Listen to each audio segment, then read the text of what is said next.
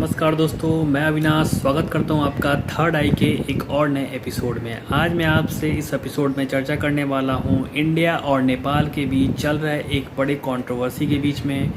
आखिर ये कंट्रोवर्सी काफ़ी पुरानी होते हुए भी आज के डेट में फिर से एक गर्म मुद्दा न्यूज़ चैनल्स में क्यों बनी हुई है। तो सब ये अभी कंट्रोवर्सी इसलिए गर्म हो रखी है कि इंडिया ने एक अपने बॉर्डर के नज़दीक एक रोड का कंस्ट्रक्ट किया है, जिसके वजह से एक सारी कंट्रोवर्सी आज के डेट में गर्म हुई है। सबसे पहले तो मैं देखता हूँ कि इंडिया के लिए यह रोड का कंस्ट्रक्शन कितना इम्पोर्टेंट था। सबसे पहला रीज़न ये है कि इंडिया कि एक पिलग्रिम प्लेस हिंदू रिलीजन के हिसाब से एक काफ़ी होली प्लेस मानसरोवर जो कि तिब्बत के अंदर पड़ता है, जो कि आज के डेट में चाइना के द्वारा ऑक्यूपाई किया रखा गया है।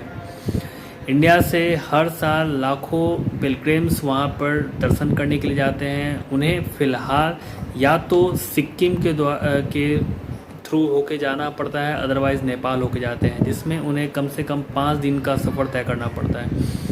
इस रोड के कंस्ट्रक्शन करने के बाद उन्हें सिर्फ 2 दिन का सफ़र करने से ही वो मानसरोवर तक की यात्रा तय कर सकते हैं। दूसरा, क्योंकि ये डिस्प्यूटेड एरिया जो आज के डेट में हाईलाइट हो रहा है, यह एक ट्राई जंक्शन पड़ता है, जहाँ पे तिब्बत, नेपाल और इंडिया तीनों का ही जंक्शन पॉइंट है, जिसकी वजह से स्ट्रेटेजिकली इंडिया के सेफ्टी पॉइंट ऑफ व्यू से भी काफ़ी इम्पोर्टेंट पड़ता है। तो आखिर नेपाल आज के डेट में इस एरिया को अपने लैंड का एक हिस्सा क्यों बता रहा है और वो किस ट्रीटी का हवाला दे रहा है? तो इस ट्रीटी का नाम है सुगौली, जो कि 1816 में ईस्ट इंडिया कंपनी और नेपाल के तत्कालीन राजा के बीच में की गई थी। तो इस ट्रीटी के बारे में सबसे पहले हम जान लेते हैं कि ये ट्रीटी थी क्या। 1816 इंडिया के ऊपर ईस्ट इंडिया कंपनी रूल कर रही थी था। साथ ही उस समय नेपाल के अंदर में विक्रम शाह नाम के एक राजा जो कि रूल कर रहे थे। उनकी उम्र उस समय मात्र 16 साल थी, इसलिए उनके जगह पे भीमसेन थापा डी फैक्टो राजा, जो कि उस समय वहाँ के पीएम भी हुआ करते थे, वो रूल कर रहे थे। नेपाल और इंडिया दोनों ही उस समय अपने अपने लैंड को एक्सपेंड करने के लिए अपने आसपास के एरिया के ऊपर युद्ध कर रही थी तथा उन्हें अपने अपने राज्य के अंदर जोड़ते जा रही थी। नेपाल, जो कि आज के डेट में उत्तराखंड के कुमाऊं और गढ़वाल रीजन तथा साथ ही ईस्ट पार्ट में सिक्किम वाले पार्ट के ऊपर युद्ध करके उस लैंड को अपने अंदर मिला चुकी थी तथा ईस्ट इंडिया कंपनी भी भारत के अंदर अपने पैर को पसार रही थी।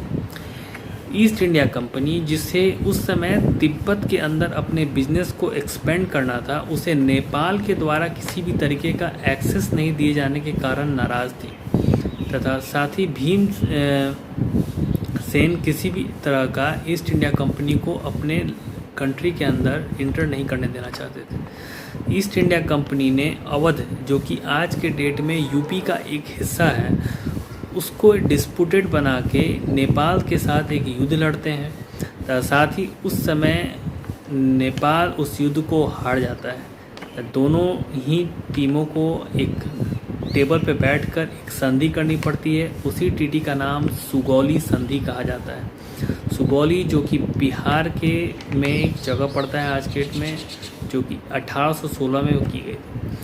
इस ट्रीटी के अकॉर्डिंग नेपाल को अपने 1/3 लैंड को गंवाना पड़ता है। नेपाल, जो कि उस समय सतलज नदी से लेके तीस्ता नदी तक अपने लैंड को एक्सपेंड कर चुकी थी, वो अब वेस्ट में काली नदी से लेके ईस्ट में मेची नदी तक आकर सिमट जाती है। अब आज के डेट में वो कंट्रोवर्सी क्या बनी हुई है? कंट्रोवर्सी है काली नदी, जो कि नेपाल में इसे महाकाली नदी भी बोलते हैं। उस ट्रीटी में 1816 के उस ट्रीटी में आर्टिकल 5 में सिर्फ ऐसा लिख दिया गया था कि काली नदी के वेस्ट पार्ट पे इंडिया का कब्जा होगा तथा साथ ही नेपाल का ईस्टर्न पार्ट में कब्जा होगा। लेकिन उस क्लॉज में कहीं भी काली नदी के ओरिजिन पॉइंट के बारे में नहीं लिखा गया। इंडिया आज के डेट में उस नदी के ओरिजिन पॉइंट को कुछ और बताती है तथा साथ ही नेपाल उस नदी के ओरिजिन पॉइंट को और बताती है। इस बीच में सब 3 ऐसा प्रमुख लैंड है जिसके वजह से कंट्रोवर्सी हो रही है, जिसमें सबसे बड़ी है लिम्पुधोड़ा, काला पानी और लिपुलेख। ये तीनों एरिया जो जिसके ऊपर नेपाल आज के डेट में अपना कब्जा बता रही है। आखिर नेपाल इस रीजन को अपना बता रही थी काफ़ी पहले से, लेकिन ये कंट्रोवर्सी आगे बढ़ रही है। क्यों? उसके पीछे दो अभी स्टेट में देखा जाए तो सबसे प्रमुख रीज़न बन रहा है, एक तो रोड का कंस्ट्रक्शन, दूसरा रीज़न ये बन रहा है कि चाइनीज़ कम्युनिस्ट पार्टी का नेपाल के अंदर में ज़्यादा इन्फ्लुएंस, क्योंकि अभी नेपाल के अंदर में तत्कालीन नेपाली कम्युनिस्ट पार्टी का शासन चल रहा है। उसके बीच में चाइनीज़ कम्युनिस्ट पार्टी का बहुत ज़्यादा इन्फ्लुएंस है। ऐसा मैं क्यों कह रहा हूँ? क्योंकि कुछ दिन पहले की बात है जब नेपाल की कम्युनिस्ट पार्टी के अंदर एक डिस्प्यूट चल रहा था, और इस डिस्प्यूट को रिजॉल्व करने के लिए खुद चाइना की डिप्लोमेट बोलो आप, उसकी राजदूत यहाँ के पार्टी के इंटरनल मैटर को सॉल्व करने के लिए सामने आती हैं, तथा साथ ही इस पूरे कंट्रोवर्सी के ख़त्म होने के बाद वो पब्लिकली इस बात को एक्सेप्ट भी करती हैं, जो कि एक बहुत बड़ी बात है कि किसी कंट्री के राजदूत किसी पार्टी के इंटरनल मैटर को रिजॉल्व कर रहे हैं। एक और छोटा रीज़न है कि इंडिया और नेपाल के बीच में एक ट्रेड डेफिसिट भी है, जिसमें इंडिया ज़्यादा अपना प्रोडक्ट नेपाल के मार्केट में सेल करती है, तो नेपाल बहुत कम प्रोडक्ट अपने इंडिया के मार्केट में सेल कर पाती है। ये तो रही नेपाल के और इंडिया के बीच में एक विवाद का कारण। आखिर इंडिया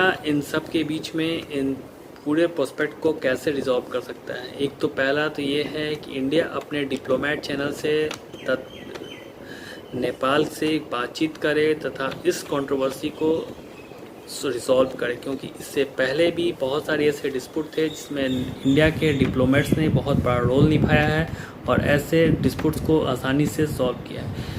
नेपाल हमारे लिए इसलिए भी इम्पोर्टेंट है क्योंकि अगर नेपाल के अंदर चाइना का और इन्फ्लुएंस बढ़ता है तो वो इंडिया के सेफ्टी पॉइंट ऑफ व्यू से भी बहुत बड़ा कंसर्न बन सकता है। तथा साथ ही सार्क कंट्री में नेपाल भी एक बहुत बड़ा कंट्री है, जिसके वजह से अगर इंडिया को सार्क ग्रुप को जिंदा रखना है तो नेपाल के साथ एक अच्छा रिलेशन बनाना भी पड़ेगा, क्योंकि सार्क में ऑलरेडी पाकिस्तान के साथ इंडिया का एक बहुत बड़ा डिस्प्यूट चल रहा है, जिसके वजह से वो ख़त्म हो रहा है। अगर साउथ ईस्ट एशिया में अगर इंडिया को अपना एक डोमिनेंट प्लेयर निभाना होगा तो इन कंट्रियों को अपने साथ रखना ही पड़ेगा। तो उम्मीद करता हूँ कि भारत के डिप्लोमेट्स इस डिस्प्यूट को बहुत आसानी से रिजॉल्व कर पाएंगे। साथ ही इस वीडियो में उम्मीद करता हूँ ये भी कि आपका सारा डाउट्स क्लियर हो गया होगा इन पूरे डिस्प्यूट के regarding. Thank you so much.